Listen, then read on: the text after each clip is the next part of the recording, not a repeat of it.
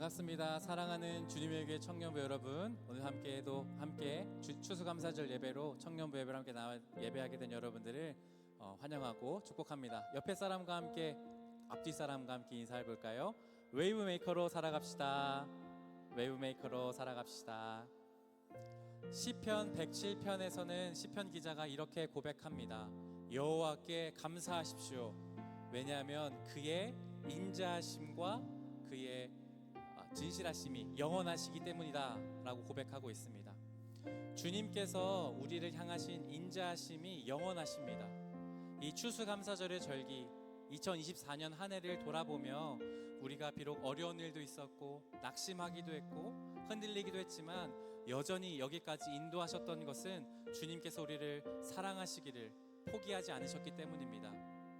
주님께서 우리에게 그렇게 인도하셨던 그 주님을 기억하며 예배하는 오늘 추수감사절의 절기로 오늘 우리가 함께 주님을 온전히 찬양하고 주의 말씀 가운데 함께 거하길 원합니다.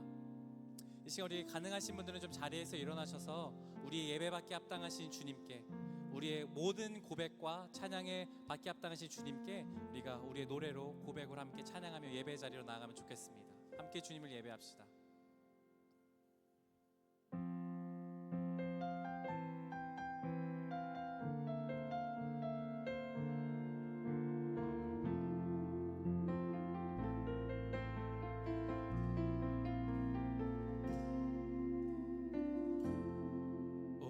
당신은 내 삶 구석구석까지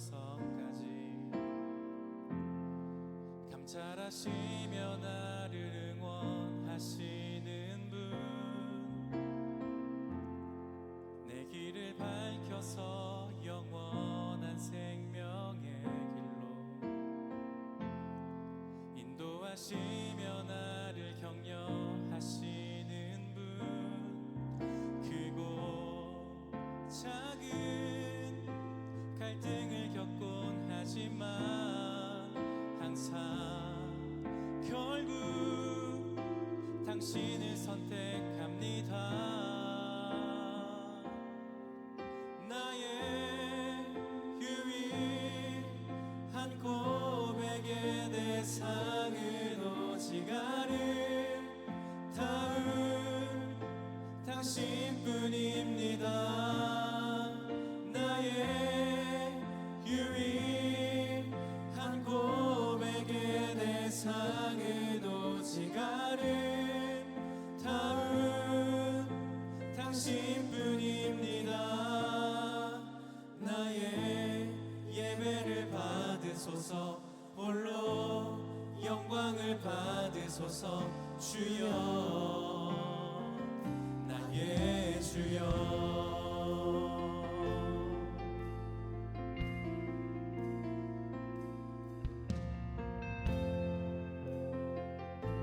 우리 처음부터 한 번 더 고백하겠습니다. 오 주님 당신은, 오 주님 당신은 내 삶 구석구석까지 감찰하시며 나를 응원하시는 분, 내 길을 밝혀서 영원한 생명의 길로 인도하시며 나를 격려하시는 분, 크고 작은 갈등을 겪곤 하지만 항상 결국 당신을 선택합니다. 나의 유일한 고백의 대상은 오직 아름다운 당신뿐입니다. 나의 유일한 고백의 대상은 오직 아름다운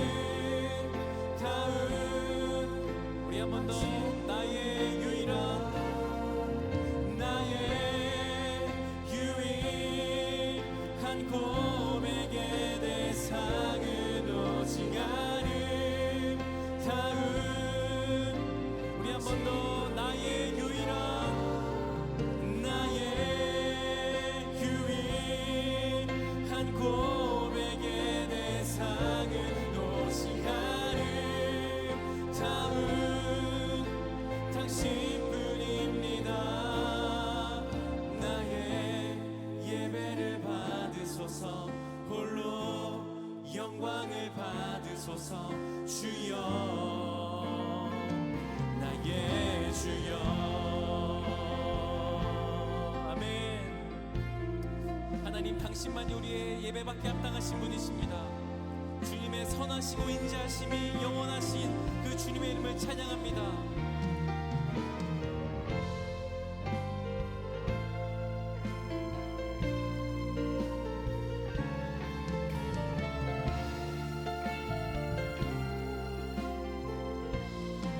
크고 작은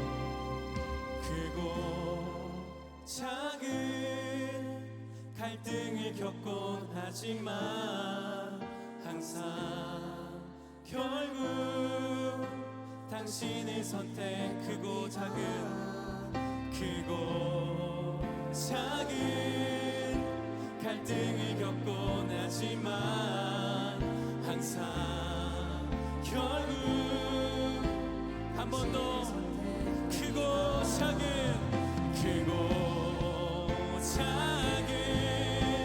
갈등을 겪곤 하지만 항상 결국 당신을 선택합니다. 나의 유일한 고백의 대상은 오직 당신뿐입니다. 나의 유일한 고백의 대상은 오직 아름다움. 우리 한 번 더 고백합시다. 나의 유일한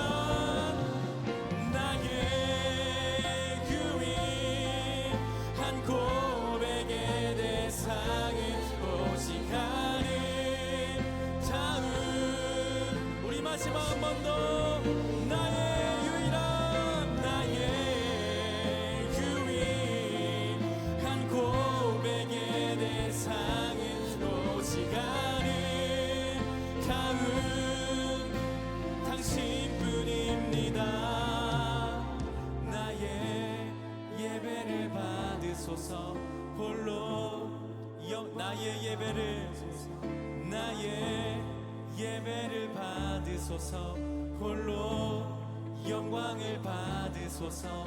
주여 나의 주여. 우리의 예배와 합당하신 주님, 주님만 우리가 찬양합니다. 아멘.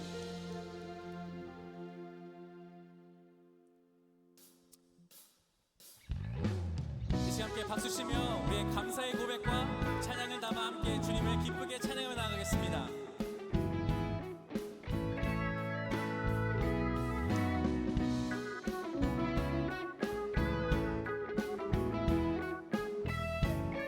함께 찬양합시다.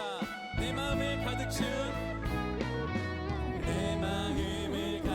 채운 주 향한 찬양과 사랑 어떻게 표현할 수 있나. 수많은 찬양들로 그만 표현할 길 없어. 다시 고백 한 번 더. 내 마음을 가득 채운 주 향한 찬양과 사랑 어떻게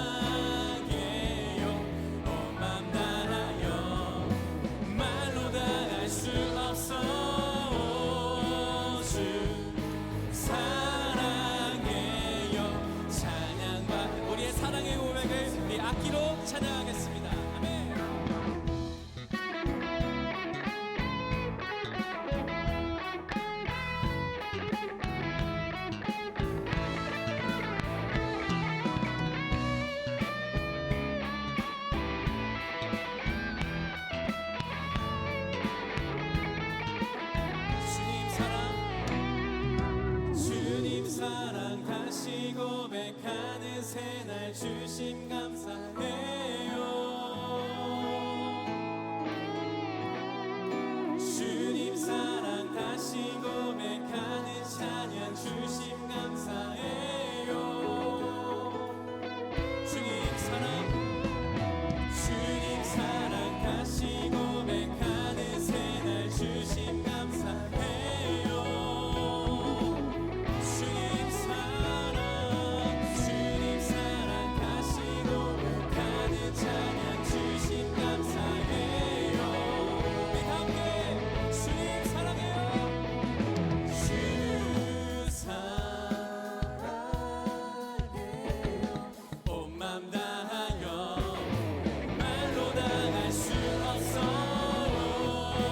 주 사랑해요. 찬양 우리 마지막 한 번 더 주님 사랑해요. 주 사랑해요.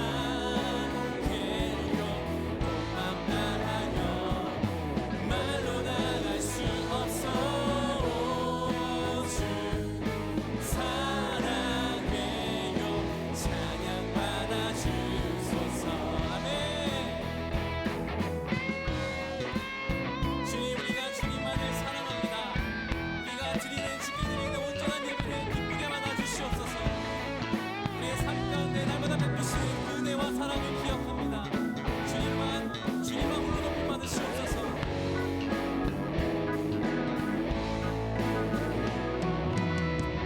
할렐루야. 하나님께 영광의 박수를 드립시다. 아멘.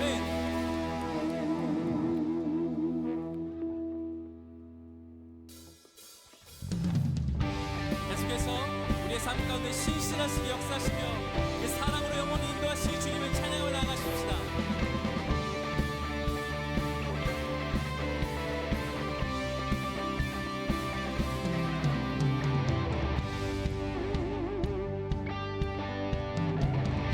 함께 왕 되신 주께 감사하세. 그 사랑 영원하리라.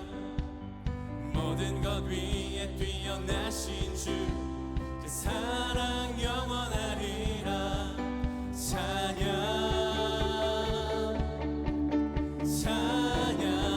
능력의 손과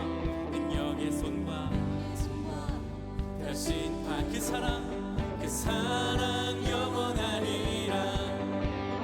거듭난 영혼들을 위하여 그 사랑 영원하리라.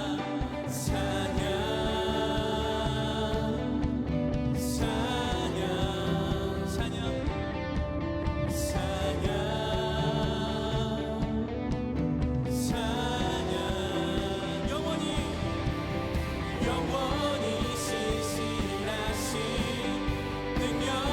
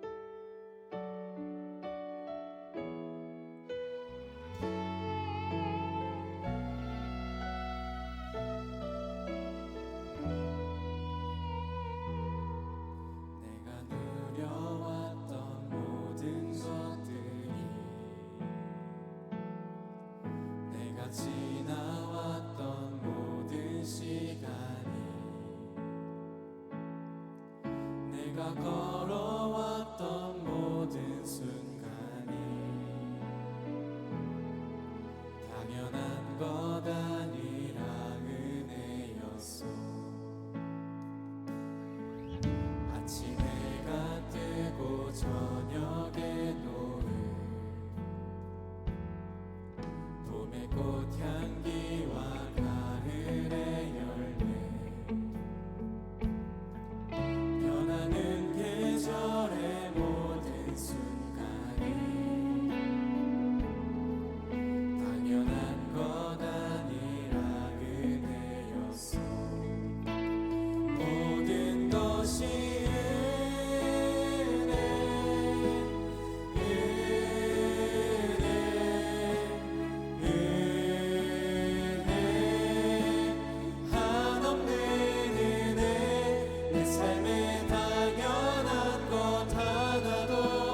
없었던 것은 모든 것이 은혜였어.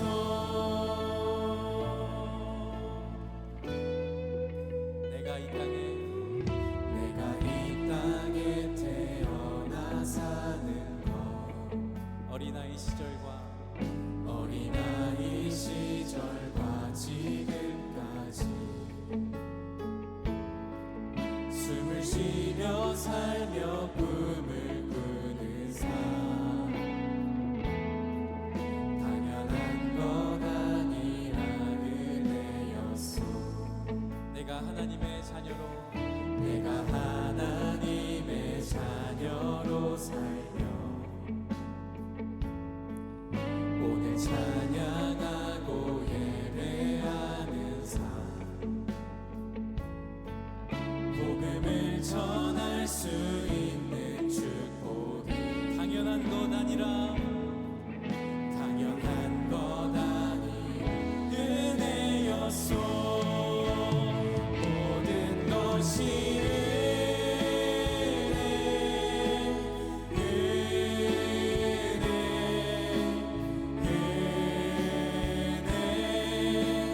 한없는 은혜, 내 삶에 당연한 것 하나도 없었던 것을 모든 것이 은혜. 한 번 더 고백합시다. 모든 것이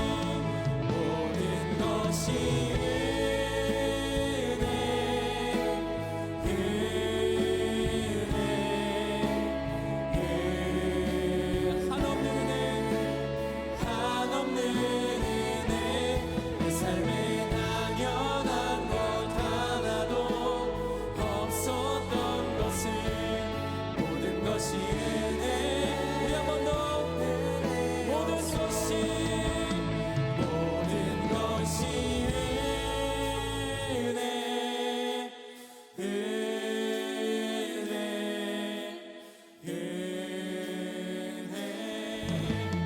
한없는 은혜, 내 삶에 당연한 것 하나도 없었던 것을 모든 것이 은혜. 우리 마지막으로 한 번 더 고백할 때 우리 손을 높이 들고 찬양합시다. 모든 것이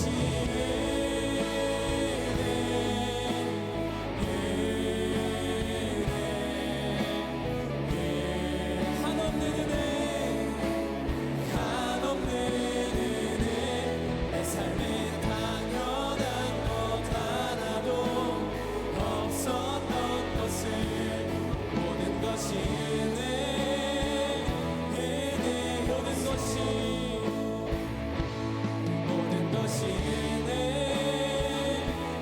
은혜였어. 모든 것이 은혜였어.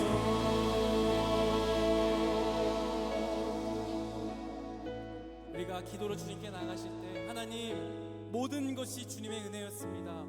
2024년 돌아보면 우리가 넘어지기도 하고 좌절하기도 하고 낙망하기도 했지만 여전히 여기까지 우리를 선하시고 그 사랑하시는 인자심으로 인도하신 주님, 모든 것이 은혜였습니다.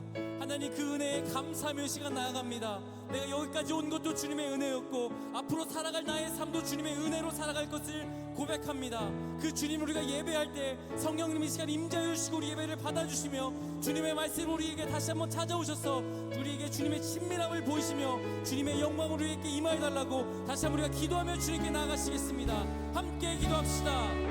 하나님, 주님께서 주신 그 은혜와 사랑을 감사합니다. 하나님, 모든 것이 주님의 은혜였고 모든 것이 주님의 사랑하심이었음을 고백합니다. 하나님, 주의 은혜로 여기까지 왔음을 인정하며 나아갑니다.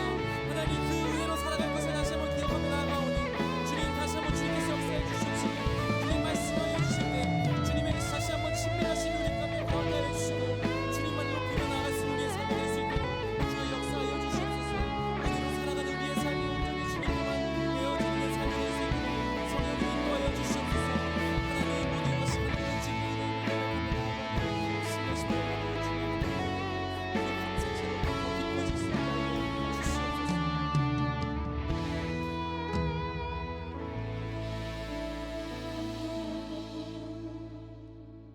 전능하신 하나님 아버지 감사합니다. 지난 한 주간도 학교에서, 직장에서, 그리고 주님이 허락하신 장소에서 열심히 살다가 한 주가 시작되는 주일 이렇게 주의 전에 나와 오늘 특별히 추수감사절 예배를 드리게 하시니 감사합니다. 쉬고 싶은 마음도 있고 가야 할 곳도 많은데 하나님께 예배드림이 먼저이기에 이 자리에 나온 저희들을 하나하나 기억해 주시고 축복하여 주시옵소서. 우리는 이렇게 자유하게 예배를 드리지만 불과 몇십 킬로 떨어진 북한에서는 예배를 드림이 상상도 할 수 없는 일입니다. 수모 지하에서 드리는 예배가 통일의 그날까지 계속되도록 주님 꼭 붙들어 주시옵소서. 지금 우리가 이렇게 오늘도 예배를 드리고 있지만 점점 이단과 사탄의 공격은 거세어져만 갑니다.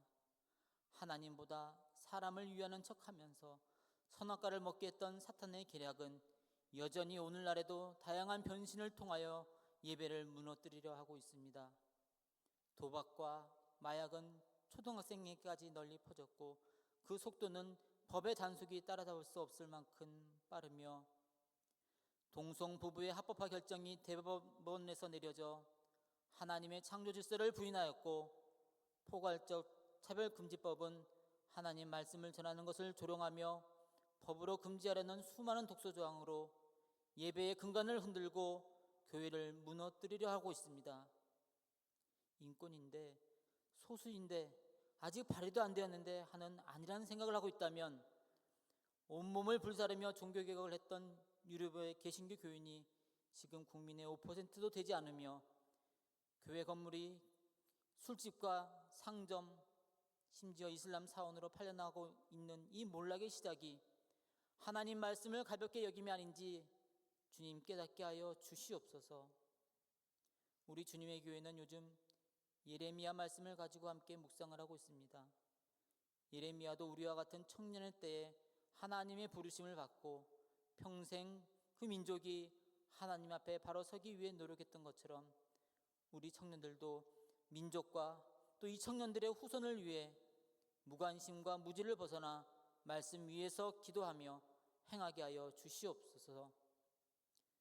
건강한 가정, 거룩한 나라의 주제로 동성애의 합법과 포괄적 차별금지법 제정을 막기 위해 다음 주일 10월 27일 건국일에 유례없는 모든 교파가 참여하는 예배에 주님 함께하여 주시고 사람의 생각과 정치적 성향이 아닌 오직 하나님의 선한 뜻과 손이 함께하여 주시옵소서.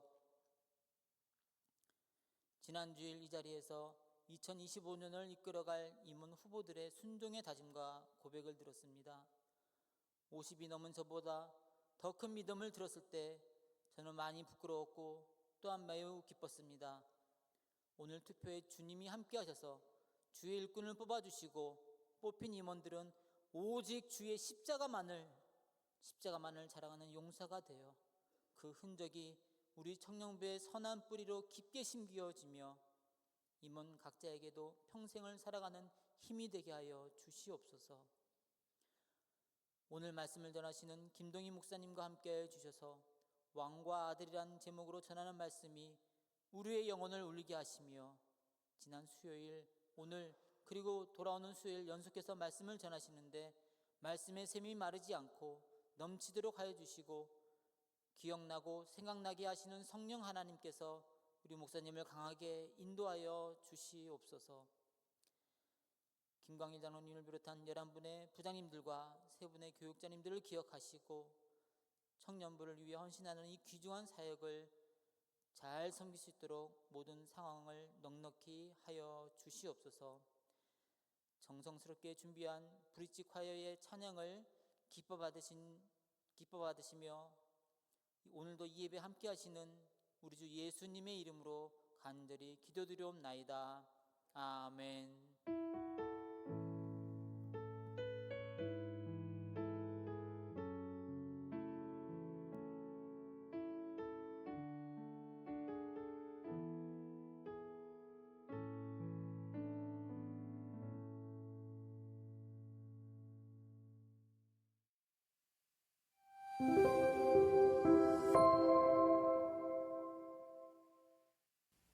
(10월 20일) 청년부 광고 안내드립니다.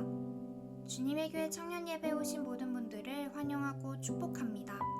새가족 등록은 예배 전후 3층 로비 새가족 데스크에서 가능합니다.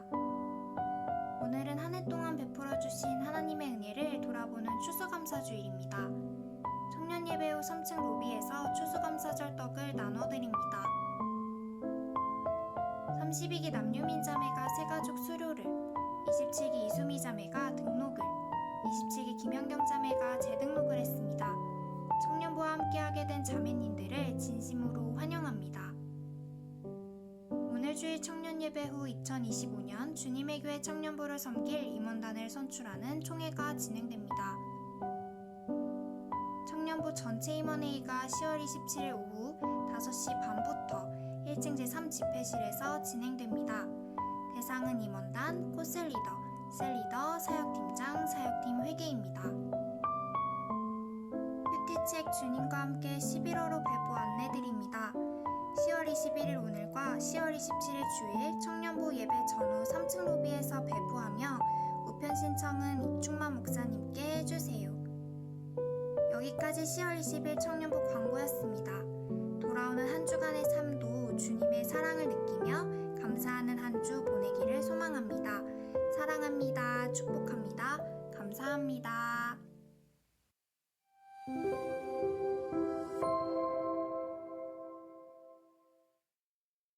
임원단입니다. 네, 주파수 임원단에서 내년도 임원단을 세우는 마지막 순서 2차 총회 안내드리도록 하겠습니다. 2차 총회 안내드리겠습니다. 2차 총회는 오늘 오후 4시부터 6시까지 이루어집니다. 셀 및 사역팀에 속해 계신 청년들을 대상으로 진행되며 셀 사역팀 단톡방에 구글 링크 설문 형태로 공유가 될 예정입니다. 지난주에 후보자들의 인사를 참고하시어서 구글 설문지 링크를 통해 투표에 참여해 주시면 감사하겠습니다. 혹시 문의사항이 있으신 경우에는 제게 문의해 주시면 되겠습니다. 그럼 후보자들을 소개하도록 하겠습니다. 회장 후보는 22기 방수진, 23기 박경찬, 19기 이민석 형제가 입후보하였습니다. 경선 형태이고 최다 득표자가 회장으로 당선, 그리고 2위 득표자가 부회장으로 당선됩니다. 다음으로는 비전일 총무 후보 안내드리겠습니다. 32기 정주형, 34기 박영은 청년이 입후보하였습니다. 마찬가지로 경선이라 최다 득표자가 비전일 총무로 세워지게 됩니다. 다음으로는 드림일 총무 안내드립니다. 29기 최지원, 27기 김상호 형제가 입후보하였습니다. 마찬가지로 최다 득표자가 드림일 총무로 세워지게 됩니다. 다음으로는 조이일 총무입니다. 21기 박은희, 17기 정대한 청년이 입후보하였습니다. 최다 득표자가 조이일 총무로 세워지게 됩니다. 다음으로 회계 후보 안내드립니다. 회계는 3명의 자리 중 2명만이 입후보하였기 때문에 각 후보별로 찬반 투표로 진행됩니다. 과반수 이상 득표할 경우에 회계로 세워지게 되며 세 번째 회계가 세워질 수 있도록 많은 청년분들의 기도가 필요합니다. 네, 이상으로 2차 총회 안내드렸습니다. 투표 링크는 잠시 후 오후 4시에 셀 그리고 사역팀 단톡방을 통해 공유드릴 예정이오니 꼭 투표에 참여해 주시고요. 투표 종료 시간 오후 6시임을 꼭 기억해 주세요. 그리고 이따 셀 모임 중간에 함께 투표하는 시간을 갖는 것도 좋은 방법일 것 같습니다. 네, 이상으로 주파수 임원단에서 안내드렸습니다. 감사합니다.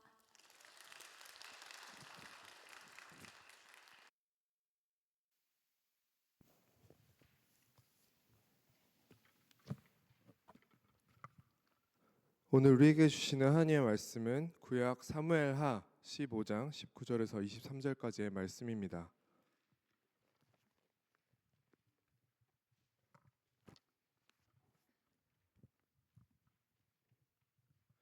이제 거룩하신 하나님의 말씀을 봉독할 때 모두 자리에서 일어나 합독하시겠습니다.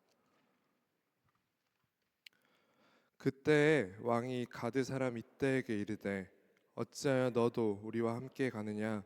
너는 쫓겨난 나그네인이 돌아가서 왕과 함께 내 곳에 있으라. 너는 어제 왔고 너는 정체 없이 가니 오늘 어찌 너를 우리와 함께 떠돌아다니게 하리요? 너도 돌아가고 내 동포들도 데려가라. 은혜와 진리가 너와 함께 있기를 원하노라 하니라. 이때가 왕께 대답하여 이르되 여호와의 살아계심과 내 주 왕의 살아계심으로 맹세하옵나니 진실로 내 주 왕께서 어느 곳에 계시든지 사나 죽으나 종도 그곳에 있겠나이다 하니 다윗이 이때에게 이르되 앞서 건너가라 하매 가드 사람 이때와 그의 수행자들과 그와 함께한 아이들이 다 건너가고 온 땅 사람이 큰 소리로 울며 모든 백성이 앞서 건너가매 왕도 기드론 시내를 건너가니 건너간 모든 백성이 광야길로 향하니라. 아멘. 브릿지과이어의 특송 후 김동희 목사님 나오셔서 왕과 아들이라는 제하의 말씀 전해주실 때 하나님의 말씀을 깊이 경청하시는 시간 되시길 바랍니다.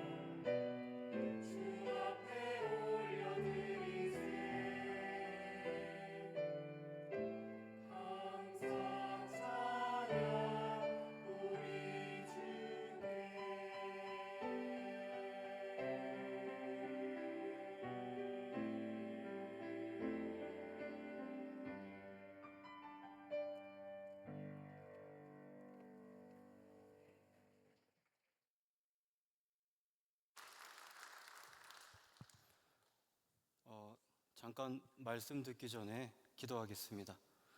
사랑과 은혜의 하나님 고맙습니다. 오늘도 저희에게 새로운 생명을 허락하여 주시고 내가 눈 뜨고 일어나 호흡할 수 있음이, 또한 길을 걷고 밥을 먹고 또한 이 자리에 앉아서 예배자로 나올 수 있게 하신 그 모든 은혜가 감사요 은혜임을 고백합니다. 특별히 오늘은 추수감사 주일입니다. 이번 한 주간도 감사하지만 지난 한 해 동안 나를 지켜 보호하여 주시고 주신 것도 감사요, 주지 않으하신 것도 감사할 수 있는 그런 역설적인 감사, 하나님께 감사할 수 있는 여기 모인 우리 모두가 될 수 있도록 성령 하나님 은혜를 베풀어 주시옵소서. 말씀을 듣습니다. 말씀을 전하는 사람이나 듣는 사람이나 하나님의 음성 듣는 시간 될 수 있도록 함께하여 주시옵소서. 믿고 의지하며 이 모든 간구 나를 권하신 예수 그리스도 이름으로 기도드립니다. 아멘. 여러분, 옛말에 이런 말이 있습니다. 부자지간에도 나눌 수 없는 것이 권력이다 라는 말입니다. 인간이라면 누구나 지금보다도 더 높아지려는 그런 마음, 그런 속성을 가지고 있죠. 심지어 피를 나눈 아버지와 자식 간에도 그 권력을 놓고 그 자리를 놓고 쟁탈전이 벌어지는 것을 우리는 역사를 통해 알 수 있습니다.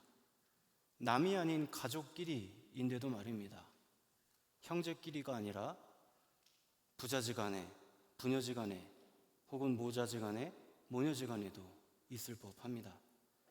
이 말은 동서고금을 막론하고, 그러니까 서양 문화권이나 동양 문화권이나 아니면 고대시대든 심지어 오늘날에도 이 부자지간에도 나눌 수 없는 것이 권력이다 라는 말이 통용되는 것 같습니다. 가까이는 조선왕조 500년에서 이런 사례가 있었죠. 강문식 씨가 쓴 왕과 아들이라는 책을 보면 조선시대 왕과 아들 사이에 권력을 놓고 벌어지는 이 치열한 쟁탈전, 투쟁사를 이 책이 잘 그려내고 있습니다.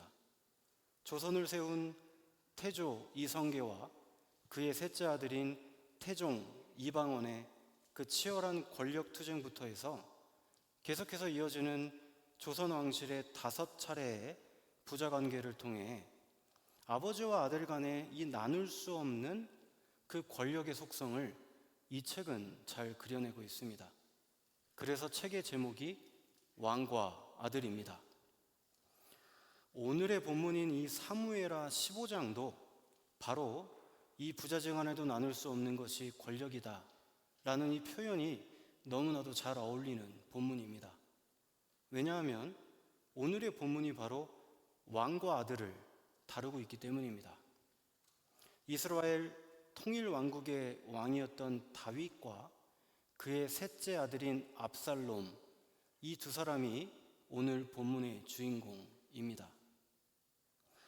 오늘 이 시간에는 사무엘하 15장 말씀 전체를 다룰 것인데요, 이 사무엘하 15장에서 어떻게 이 다윗과 그의 아들 압살롬이 권력을 놓고 사투를 벌이는지 함께 살펴보고자 합니다.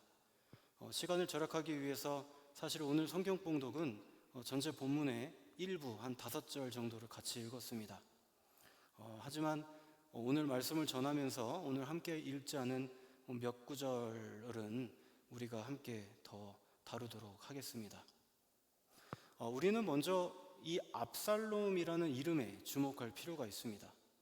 아마도 이 가운데에는 다윗이라는 인물에 대해서는 익숙할지 몰라도 혹시라도 이 압살롬이라는 인물에 대해서는 다소 생소할 수 있겠습니다. 이 압살롬이라는 이름은 아버지라는 뜻의 히브리어 아브와 평화라는 의미의 샬롬이 합쳐진 말로 그 뜻은 평화의 아버지입니다. 하지만 그는 오늘 본문을 보니 이름값을 제대로 하지 못한 사람이었던 것 같습니다. 오늘 본문을 보면 알 수 있듯이 그의 행동은 압살롬으로 하여금 결코 그가 평화의 아버지인 것 같지는 않기 때문입니다. 평화는커녕 그는 반란을 일으켜 아버지에게 그 영모의 칼날을 향하게 했던 인물입니다.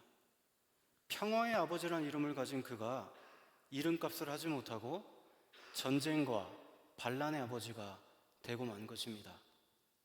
압살롬, 그는 아버지의 권력 투쟁을 통해 왕좌를 차지하고자 원했던 사람입니다.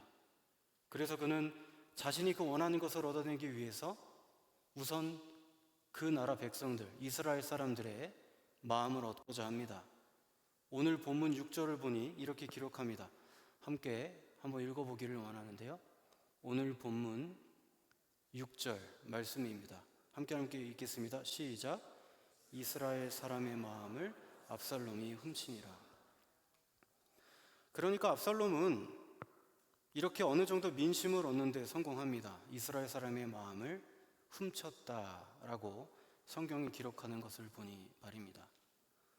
그러니까 압살롬은 이렇게 자신을 따르는 지지자들이 상당수 모이게 되자 이제 반란을 일으킬 때가 되었다고 판단합니다.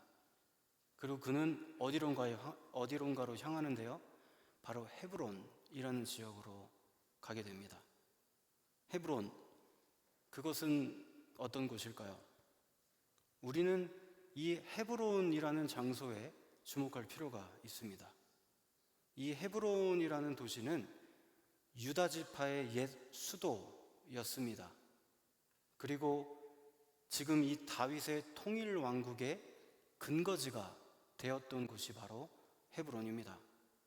그러니까 이곳은 다윗이 처음에는 유다의 왕으로, 나중에는 온 이스라엘의 왕으로 등극했던 그 장소가 바로 헤브론입니다.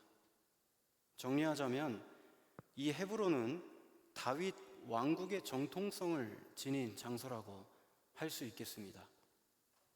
게다가 이것은 오늘 우리가 함께 읽지는 않았지만 사무엘하 3장 말씀을 보니 이 헤브론은 압살롬이 태어난 고향이기도 했습니다. 그렇다면 우리는 왜 압살롬이 다른 곳이 아니라 이 헤브론으로 향했는지 짐작할 수 있겠습니다. 아버지 다윗의 정치적 고향이자 압살롬 자신에게는 실제 고향입니다. 아마도 헤브론 사람들 입장에서 볼 때는 좀 실망감을, 특히 다윗에게 실망감을 느꼈을 법도 합니다. 왜냐하면 본인들의 고장을 떠나 그 수도를 천도해서 예루살렘으로 새로운 도읍지를 다윗이 정했기 때문입니다. 어쨌든 이런저런 의미에서 이 헤브론이라는 도시는 아마도 압살롬이 자기의 정치적인 근거지로 새롭게 삼기에 충분한 도시였던 것으로 보입니다. 또 한 가지 오늘 본문 11절을 보면 압살롬을 따라 이 예루살렘에서 헤브론으로 함께 향했던 사람들이 무려 200명이 된다고 기록합니다.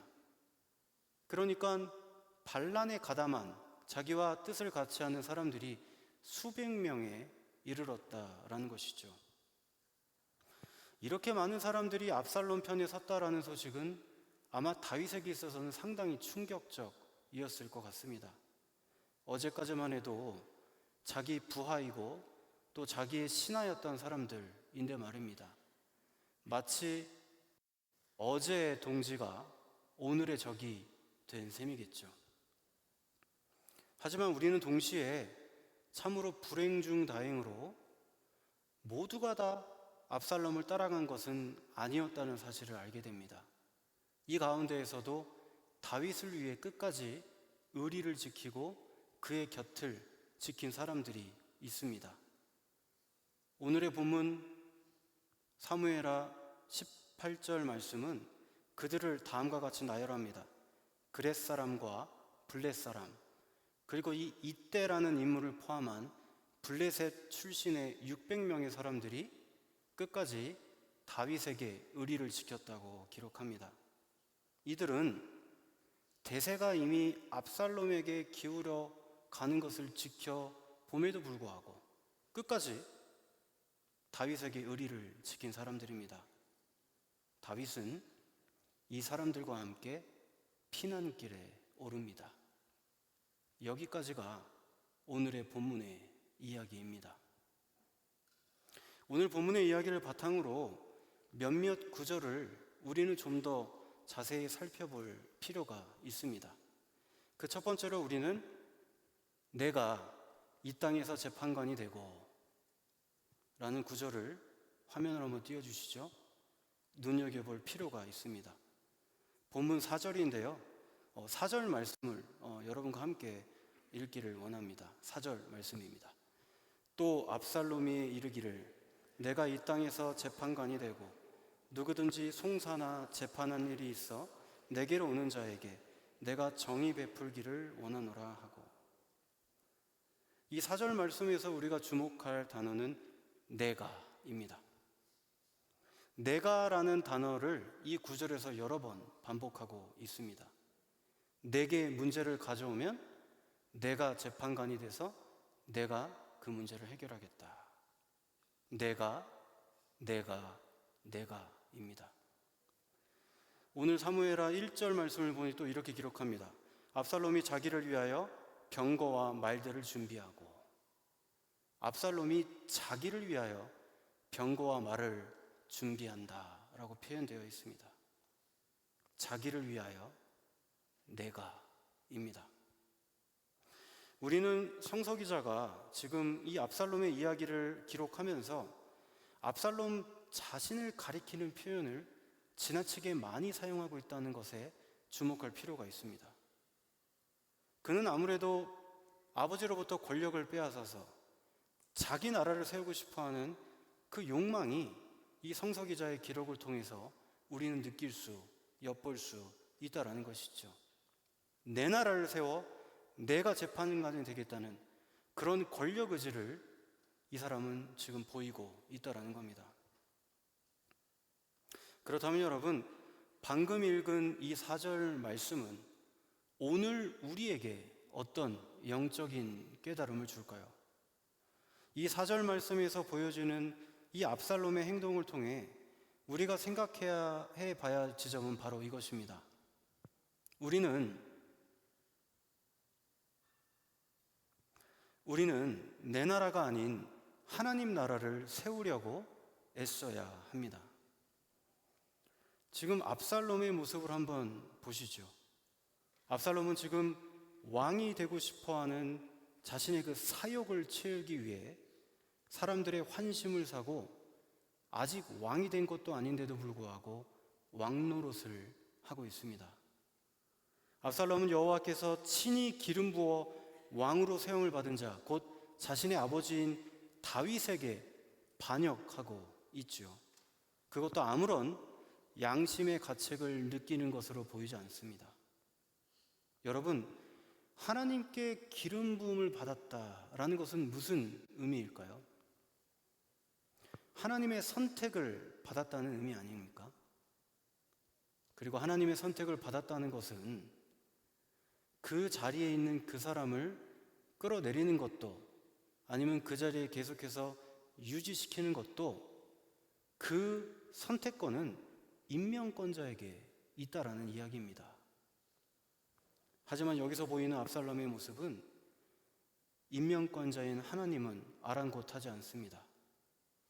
그저 자기가 원하는 대로, 자기 소견에 오른 대로 내가 자기를 위하여 그렇게 행동하고 있는 모습을 우리는 볼 수 있죠.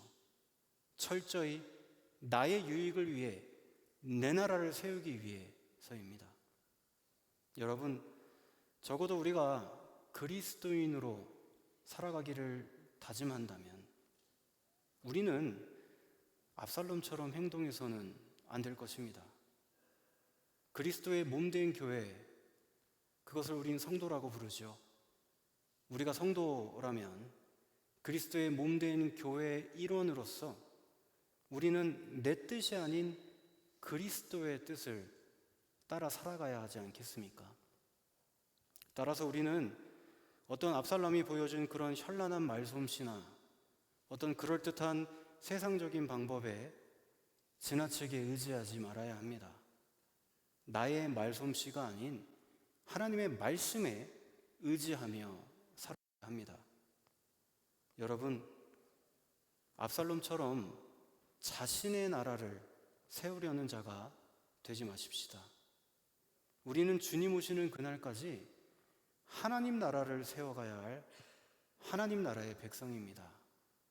내 나라가 아니라 하나님 나라 말입니다. 다음으로 우리가 주목할 대목은 바로 이것입니다.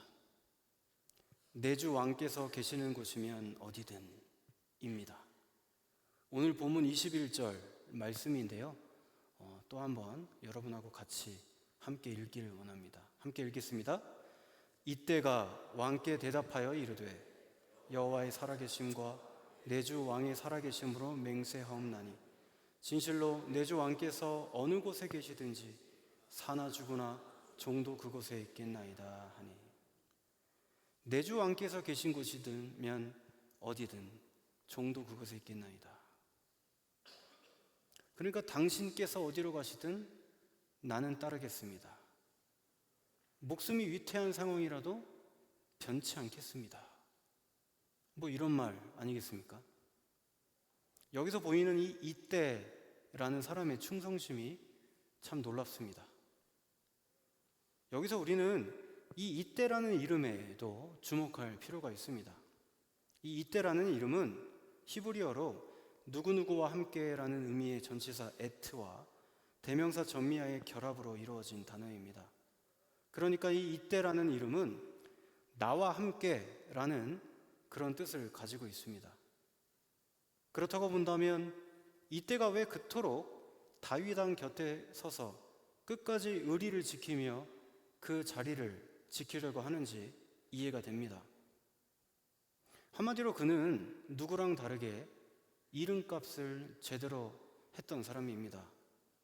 나와 함께라는 그 이름 뜻을 가진 이때는 그 이름 그대로 다윗 왕과 끝까지 함께 했습니다. 이렇게 이때는 압살롬과는 다르게 이름값을 제대로 해냈습니다.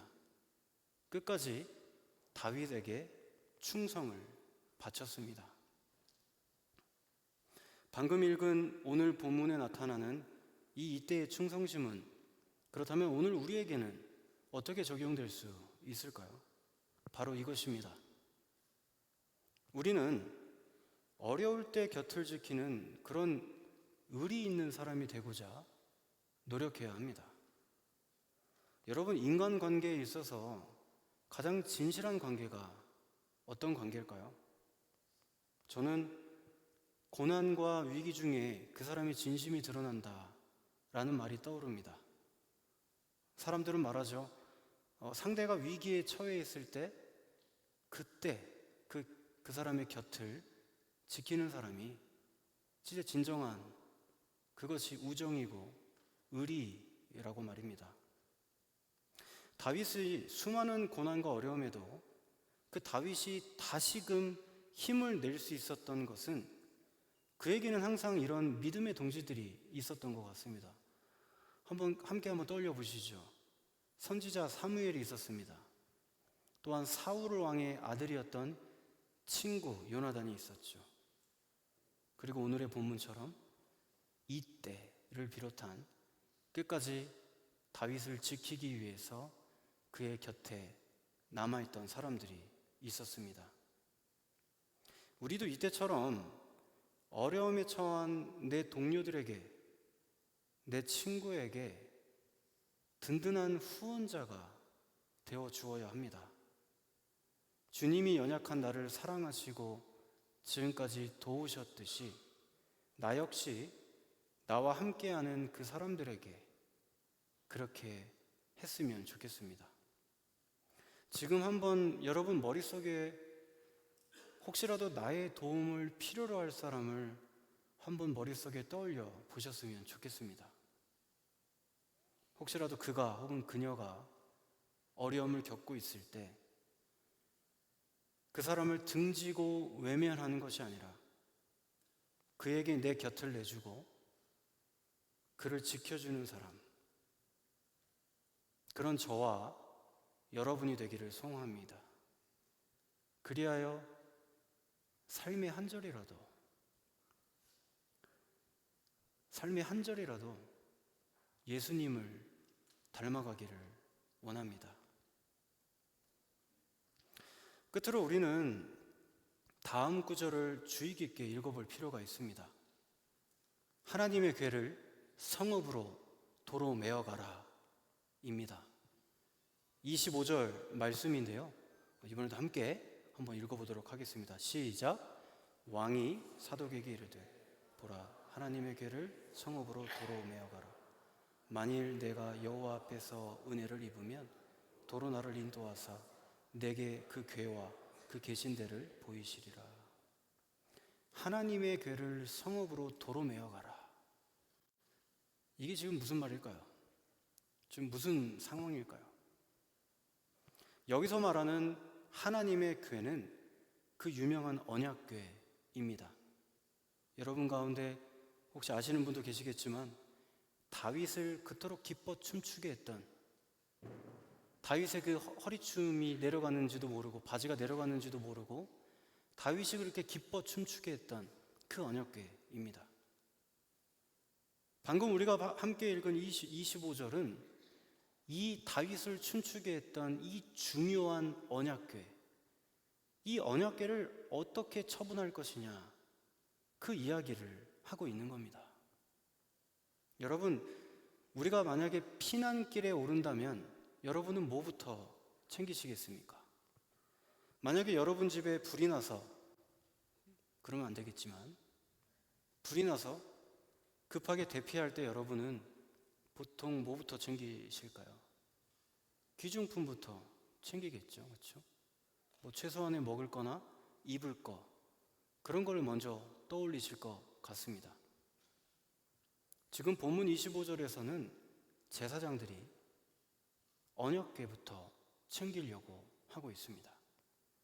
다른 건 포기하더라도 언약궤만큼은 피난길에 함께 가져가야 한다는 것이 제사장들의 생각이었다라는 것이죠.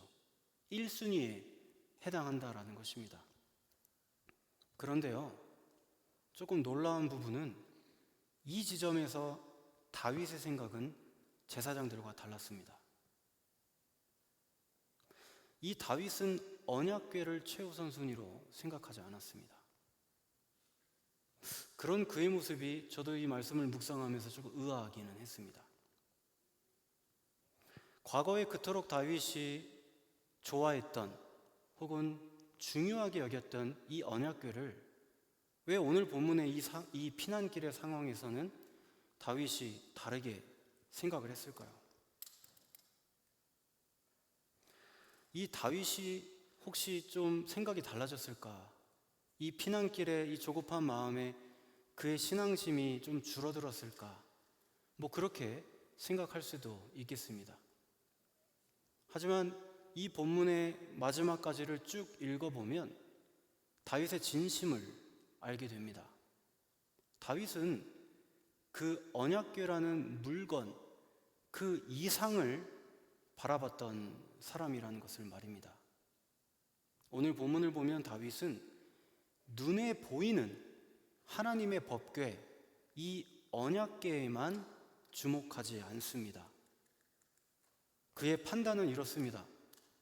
지금은 비록 원통하게도 내가 사랑하는 이 예루살렘 성을 버리고 저 아들이 지금 밀고 들어오는 군대를 피해서 내가 곧 피난길에 오르는 상황이고 급박한 상황이지만, 만약에 하나님께서 다시금 나에게 기회를 주셔서 이 예루살렘을 되찾고 내가 다시, 그때가 언제일 줄 모르지만 다시 예루살렘 성으로 돌아왔을 때, 그때도 여전히 언약궤가 그 자리에 있다면 그것이야말로 하나님의 뜻이 아니겠는가라는 겁니다. 만약 하나님께서 다시 돌아오게 하실 계획이 있으시다면 지금 이 언약궤를 가지고 우왕좌왕 가지고 갈지 말지, 이거보다 더 중요한 것은 하나님께서 만약에 다시 나를 돌아오게 하신다면 곧 그분의 의중과 그분의 계획하심과 뜻이 이 언약궤라는 물건보다 더 중요하다라는 것을 다윗이 오늘의 본문을 통해 말씀하고 있다라는 것이죠. 다시 말해서 만일 하나님께서 다윗에게 은혜를 베푸실 계획이시라면 다윗이 다시 예루살렘으로 돌아왔을 때 그 언약궤를 보게 될 것이라는 다윗의 확신입니다. 아직 벌어지지 않은 일에 대한 믿음으로 다윗은 그렇게 소망하고 있었다라는 것이죠. 눈에 보이는 법궤보다 눈에 보이지 않는 하나님을 당신은 더 의지하겠다라는 겁니다.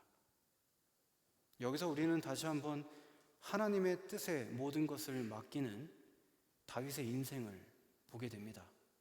이 급박한 피난길에 말입니다. 끝으로 이 본문 25절을 통해 이 시간 우리에게 주는 메시지가 있습니다. 바로 이것입니다.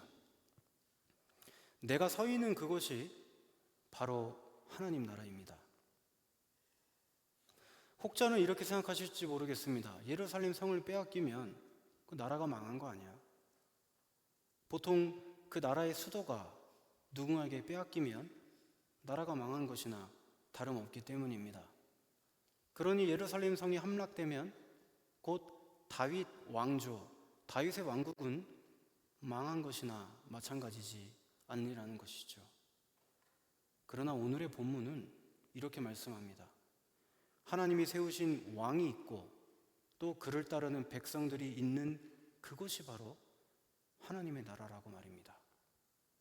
그러니까 비록 지금은 예루살렘 성을 곧 빼앗길지라도 하나님이 친히 기름 부어 세우신 왕이 살아있고 또 그 왕을 따르는 백성들이 있다면 그 왕이 서 있는 바로 그 자리가 하나님 나라, 그 자리가 바로 예루살렘, 바로 그 자리가 다윗 왕국이라는 이야기입니다.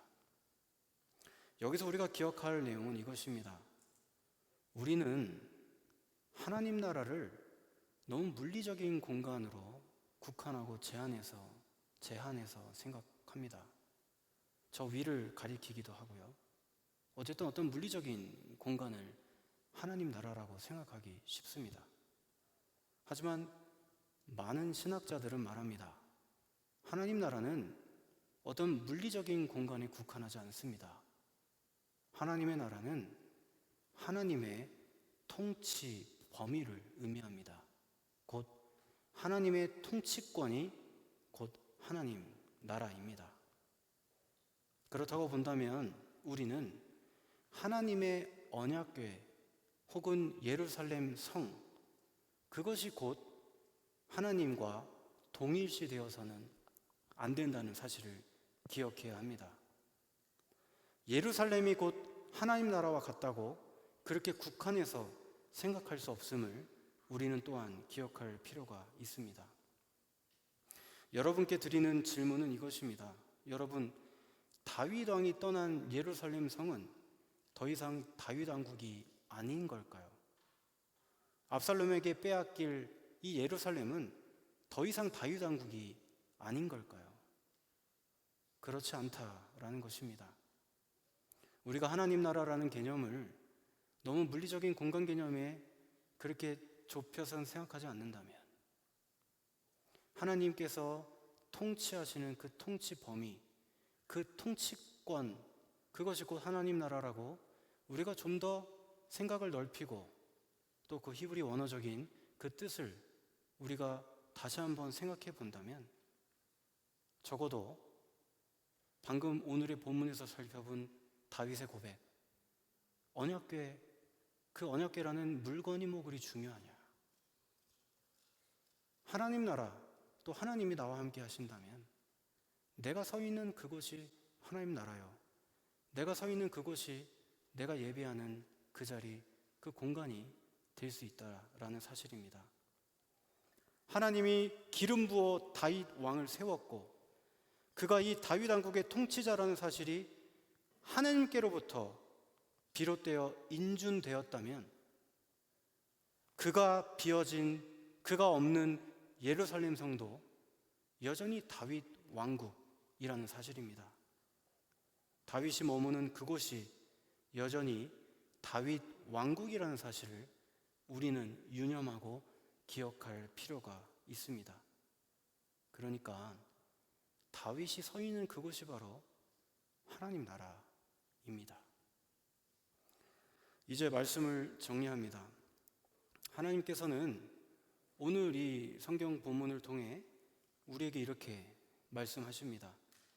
첫째로 하나님께서는 너가 이 땅에서 재판관이 되어 주인 노릇하지 말라 말씀하십니다. 그렇습니다. 그리스도의 몸된 교회로서 우리는 내 뜻이 아닌 그리스도의 뜻을 닮아가고 따라가야 합니다. 그리고 내 나라를 세우려고 하지 말고 하나님 나라를 세우려고 해야 합니다. 두 번째로 하나님께서는 내 주 왕께서 계시는 곳이면 어디든지 따르라 말씀하십니다. 여러분, 위기에 처했을 때 끝까지 그 사람을 지키는 그런 의리 있는 사람이 하나님께서 진정 찾으시는 사람입니다. 그런 것처럼 우리의 눈길이 나의 도움을 필요하는 사람들에게 머물고 그리하여 그들이 주님을 바라볼 수 있도록 내가 그들을 도와주어야 합니다. 마지막 셋째로 하나님의 언약궤를 성읍으로 도로 메어가라. 이 말씀을 통해서 우리가 기억해야 할 사실이 있습니다. 하나님 나라는 예루살렘 성에 국한하지 않습니다. 하나님이 친히 기름 부어 세우신 다윗 왕이 서 있는 그곳, 그리고 그들의 백성이 서 있는 그곳이 바로 하나님 나라라고 오늘 성경은 말씀합니다. 그것이 초막이든 궁궐이든 상관없습니다. 내 주 예수 모신 곳이 바로 하나님 나라입니다. 그러니 다윗 왕이 서 있는 그곳이 바로 하나님 나라입니다. 여러분, 이번 한 주간도 오늘 우리에게 주신 말씀을 기억하며 그 말씀대로 살아갈 수 있는 그런 저와 여러분 되기를 간절히 소망합니다. 기도하겠습니다. 하나님, 오늘 주신 말씀을 기억합니다. 그 주신 말씀대로 살아갈 수 있도록 성령 하나님, 우리에게 지혜와 능력과 힘을 더하여 주시옵소서. 무엇보다 주님, 이번 한 주간도 주님과 동행하는 하루하루가 되기를 원합니다.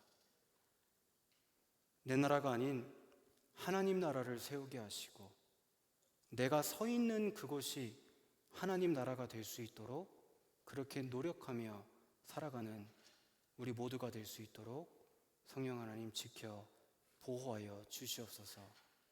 믿고 의지하며 이 모든 간구 나를 권하신 예수 그리스도 이름으로 기도드립니다. 아멘.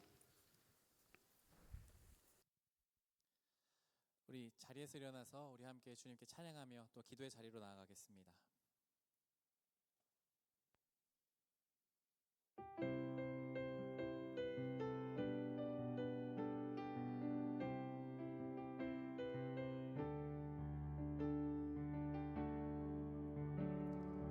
우리는 주의 움직이는 교회, 이곳은 주님을 위한 자리.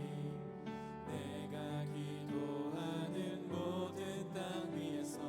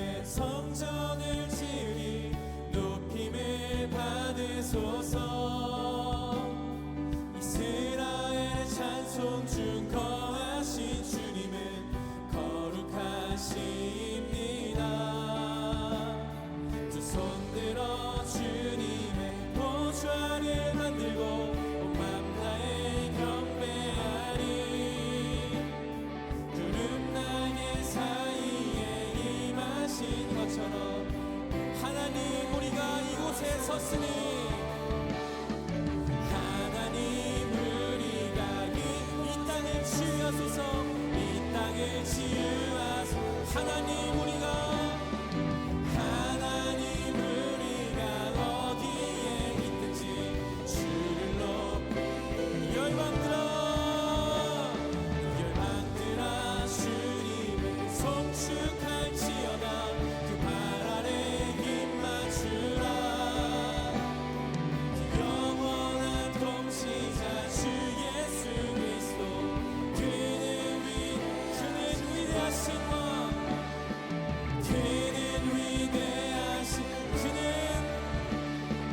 그는 위대하신 왕.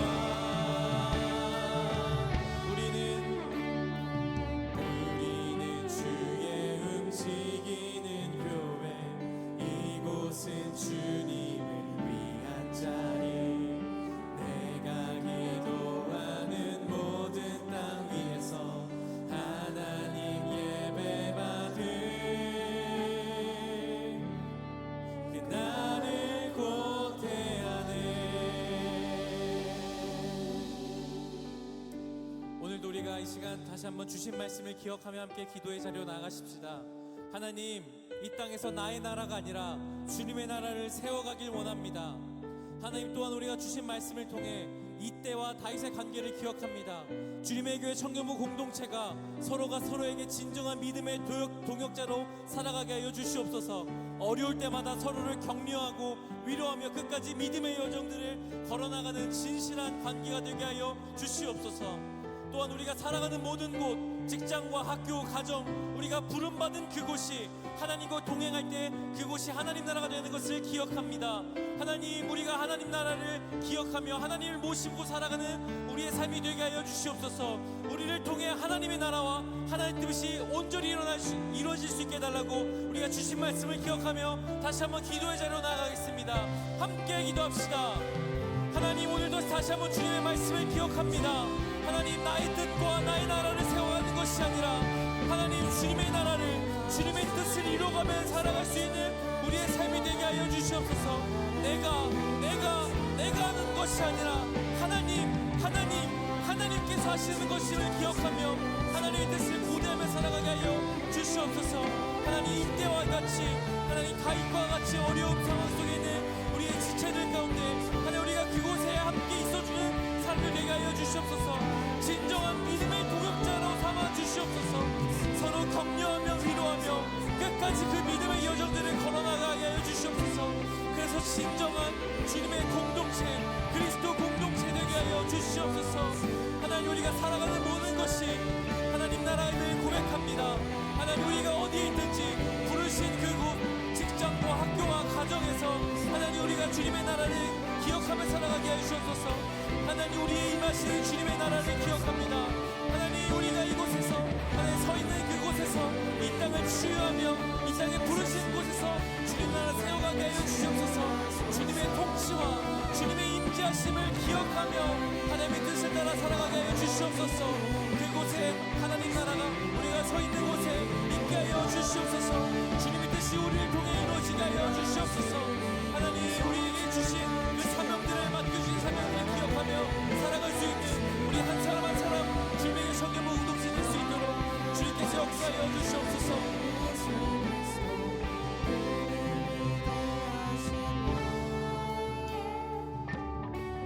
사랑하는 하나님, 2024년 올 한 해도 지켜주시고 보호해주시고 은혜 주셔서 참 감사합니다.